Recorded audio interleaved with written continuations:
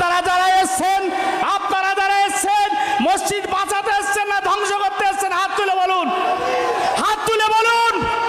তাহলে আমাদের ওলামায়ে কেরামরা বারবার এলান করেছে, আপনারা রাস্তাটা খালি করে সামনে চলে আসুন।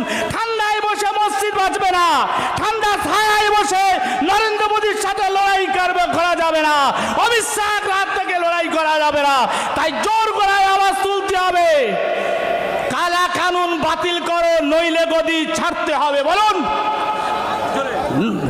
জোরে বলেন, যত আওয়াজ দিল্লি যারা পৌঁছে যায়, অমিত শাহর কালা কানুন বাতিল করো, বাতিল করো, অমিত শাহর কালা কানুন বাতিল করো, বাতিল করো, নইলে গদি ছাড়তে হবে, ছাড়তে হবে। সেই জন্য অশেষ ধন্যবাদ জানিয়ে এই সভা শেষ পর্যন্ত আমরা থাকবো।